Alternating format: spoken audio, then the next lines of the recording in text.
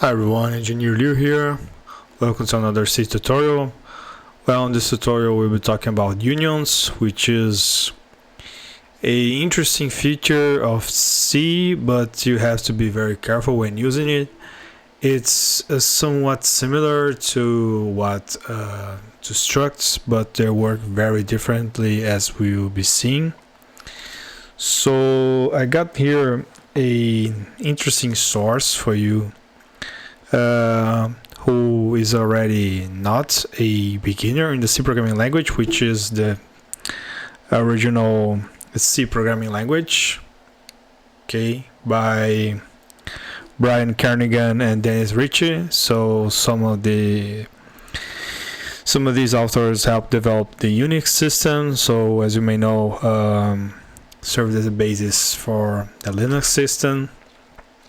And here they talk about unions, and they say the following. So a union is a variable that may hold at different times objects of different types and size, with the compiler keeping track of size and alignment requirements. Unions provide a way to manipulate different kinds of data in a single area of storage. That is very important.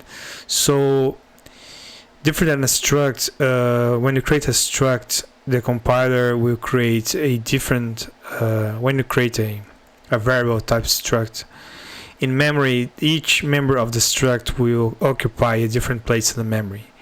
But with union, this is different. So they all occupy the same place in memory with the, so when allocate memory, the union will have the size of the largest member. So I will see you see what I mean by that in a moment.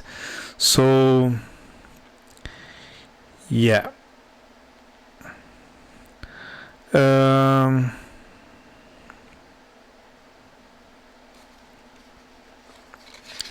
Okay, I think we can get to an example. Okay, so here it says that the variable union will be large enough to hold the largest of the types that are included in the union. The specific size is implementation dependent, of course. Yeah, so let's get to it. So yeah, recommendation book. You can find it on most of online libraries over there, and also in digital format. So that's my recommendation. So let's get to it. YouTube tutorials, I believe this is tutorial 24. Okay, so I already have our main function, our boilerplate, and let's get to it. Let's say we want to have a function that can handle a sum of a number, which can be an integer, a float, or even a char, right? So first things first, would work with macros to define. So let's do a definition of macros. So int as will be 1, a float will be 2, and then char will be 3. Okay. This function then actually, we could use an enum here, but we didn't got into enums yet, and we could talk about it later, right? So yeah, let's create a sum. First, let's create our union, right? So we can create a union like this. A syntax pretty much like a struct, right? And then we create let's say int arg I, a float arg f, and then a char string, which would be arg s. Okay. So to make things easier, I will use a type def here, type definition union, and call this number. Okay. So how this works is basically to access, for example, we create a number and then we want to access this member here, we simply say number dot argi. So yeah, in some sense it works similarly to structs. And then we will create a function which very simple, really, just some to add numbers. So it will return a number, add numbers, and then we take number A, number B, and then the type we are working with. So yeah, it will be int, float, or char. So yeah, let's call it inside int type. And yeah, so if let's include standard IO here, sorry, standard library dot h. So if type is equal to 1, then we simply return a dot argi plus a dot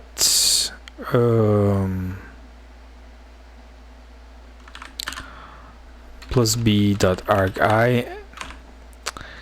Actually, we need to create a number here called results. So results dot argi equals argi plus b dot argi, right? So else if actually here we want to use a macro, right? So here it's int, else if type equals float, we return we call a number results, and then actually we can put it over here.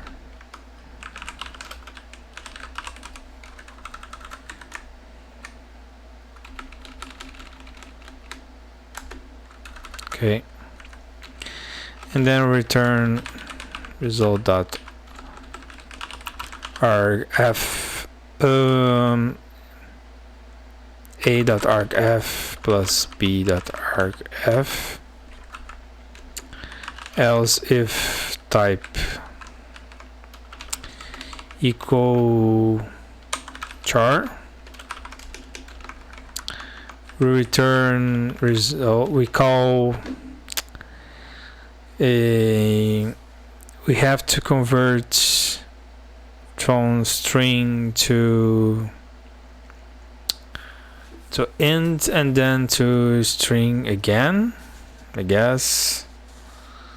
So here, yeah, we can do the following.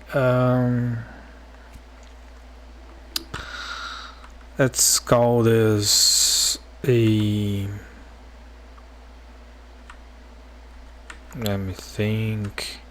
Here actually we could use a buffer. A buffer. So define size, then like so, and then we return results. We can first int aux or float aux equals, actually want to cast it to int, so don't overcomplicate things. Auxiliary will be equal to a to I a dot arg s plus a to I a dot arg s, and then we use sn printf to results dot args, a size of actually here it's simply size, and the string, right?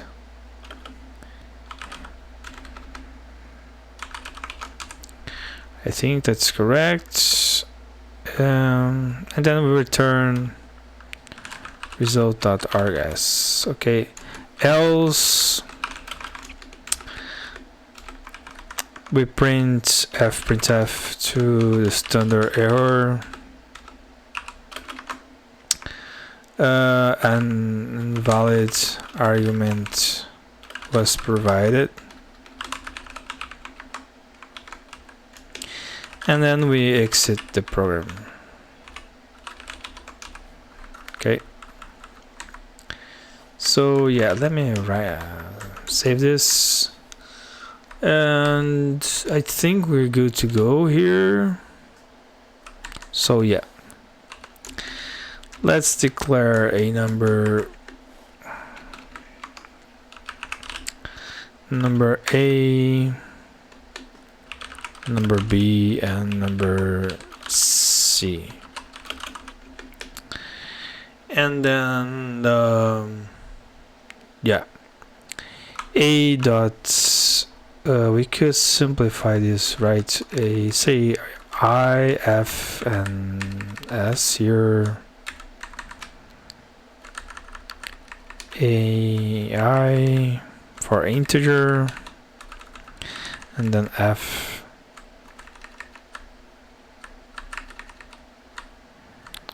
let's call this simple R,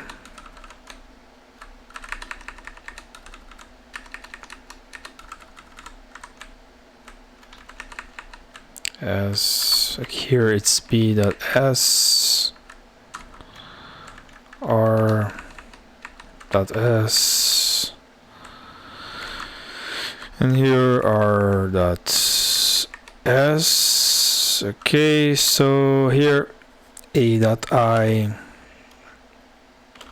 is equal to, let's just stick to two numbers and then we keep changing the type. Okay, so A dot I equals 1 and B dot I equals 2, right? And then we print the result here from a add num. Okay,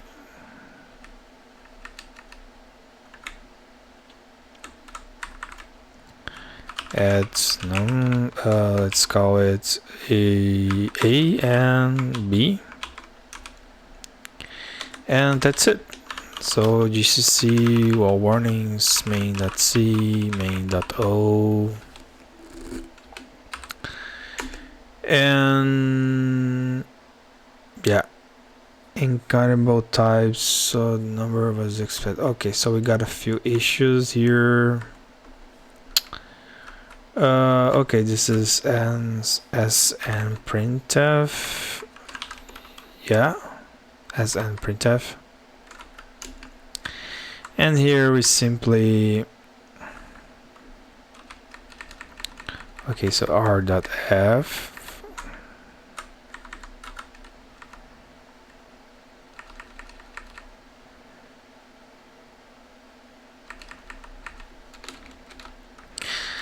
And then here we return R, okay.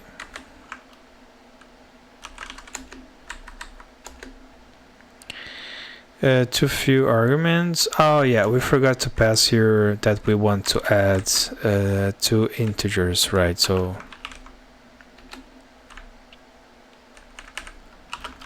macro int, right?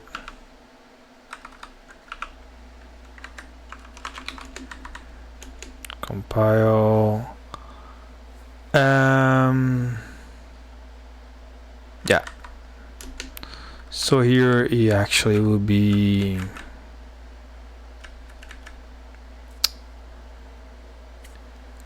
a.ai. Yeah, so the warnings, and then we compile and run, and yeah, it worked as expected.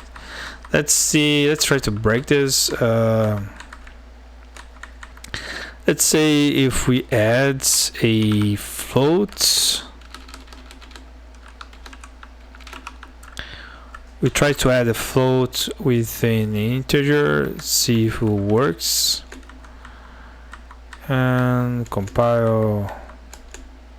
Yeah, so obviously it didn't work, so we got a value that was absolute nonsense. So let's try to add two floats here, and then we pass a float as an argument. Here actually we need to modify it to .f.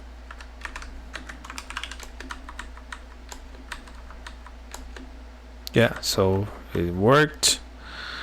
And let's try passing both integers but treating them as floats. So yeah, it worked.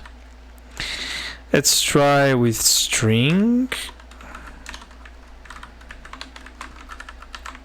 So remember, it has to convert them to integer, and then it will perform an integer sum. And then yeah, I believe there is a to f function, but we can try that later. So yeah, here we have to pass char and then s and s. The assignment to expression with array type. Oh, okay, so here we actually have to do s and print f.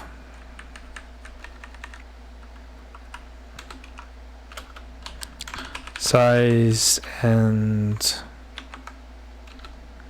simply s and printf b.s size of the buffer, and then the string we want to. Yeah, and let's see, it works. Yeah, we got 3, and it works for strings as well, but initializing them is a little bit tricky. Of course, we could do it directly like this, I believe, instead of using sprintf. Let me comment this line over here. Yeah, he didn't like that at all, so we have to initialize it like this and then perform the assignment.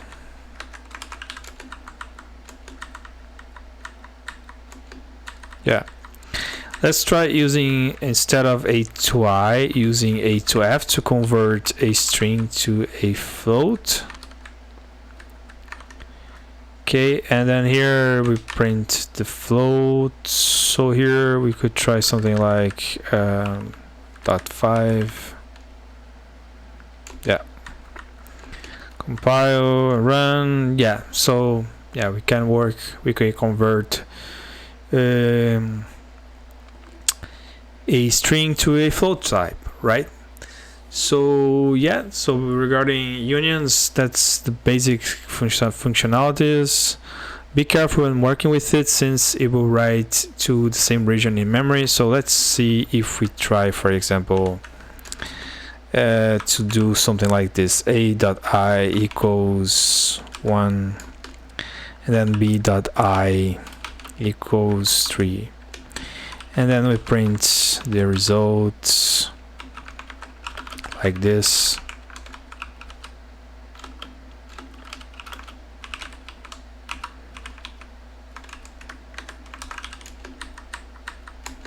Yeah, it worked, and yeah, so you can see it overwrites the region in memory where the previous value was stored. So yeah, be very careful when using it.